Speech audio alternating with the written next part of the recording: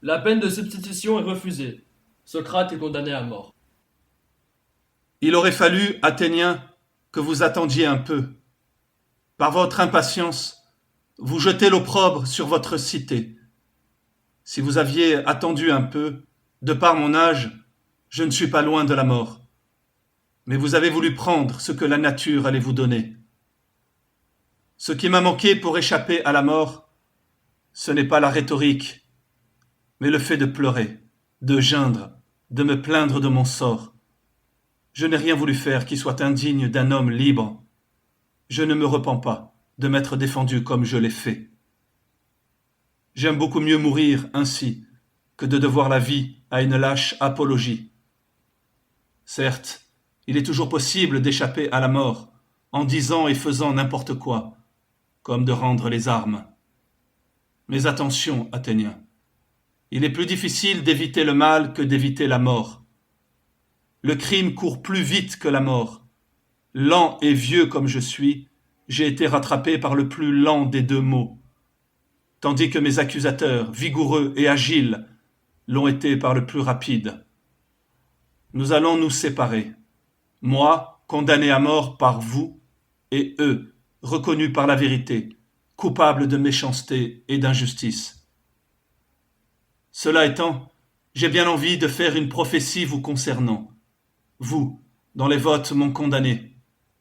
Je vois pour vous, citoyens, un châtiment beaucoup plus pénible que la mort. Vous pensez être libre de vivre comme vous l'entendez, mais le nombre de ceux qui vous demanderont des comptes va augmenter.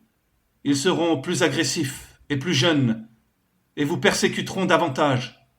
Si vous vous imaginez que c'est en condamnant les gens à mort que vous empêcherez que l'on vous interroge sur votre façon de vivre et de mourir, vous faites un mauvais calcul. Ce n'est pas une façon honorable de se débarrasser du problème. Il n'est pas très élégant de faire taire les autres en les tuant.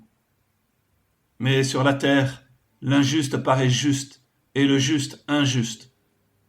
Ainsi, le jour où viendra le véritable juste, celui qui ne cherchera pas même à se défendre, un homme méprisé qui sous les coups gardera confiance sans répondre, celui-là, vous le fouetterez, le torturerez, l'emprisonnerez, lui crèverez les yeux et vous le crucifierez.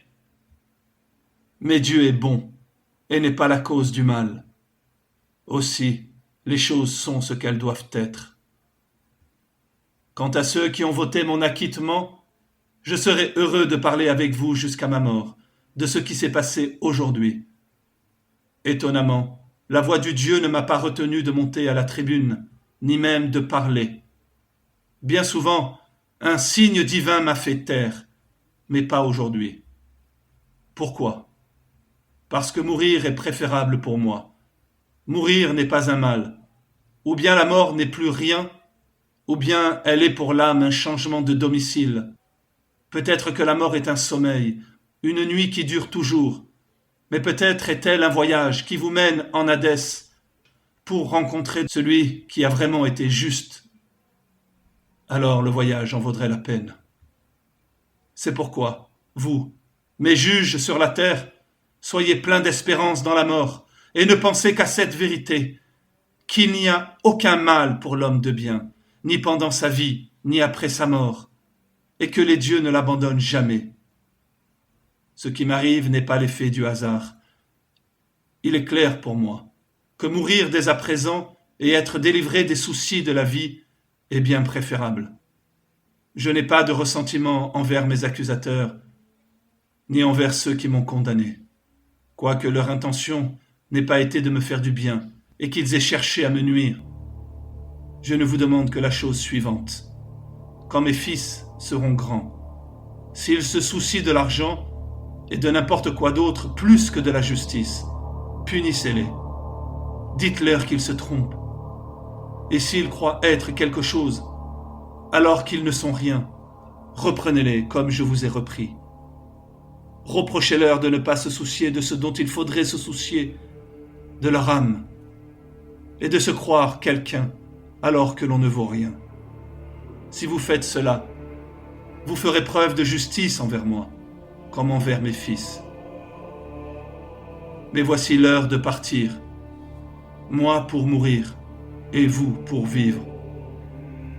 Qui a le meilleur sort? Seul Dieu le sait.